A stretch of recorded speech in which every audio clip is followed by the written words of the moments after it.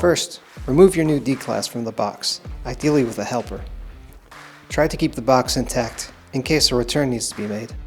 Included in the box is the headlight and the box containing tools, pedals, passenger pegs, a manual, a registration card, and several other spare parts.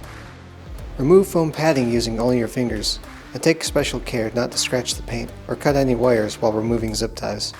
Before unstrapping the handlebars, it's a good idea to first remove the steering stem faceplate and set the hardware within reach.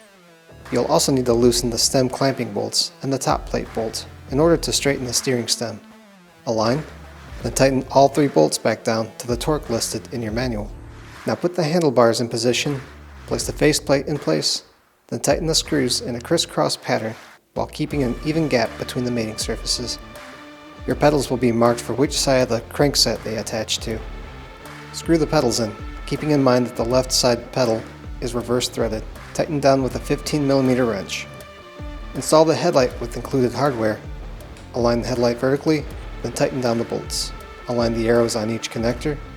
Gently push the connector together. Then screw the threaded coupler into place. Using the installed hardware, install the front fender.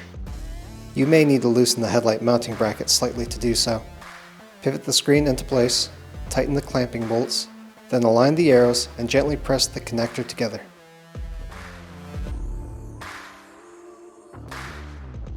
Now install the passenger pegs. Finally, inflate both tires to 30 psi, double check the tightness on every bolt on your e-bike, test the brakes, and your new Ariel Rider D-Class is ready to go.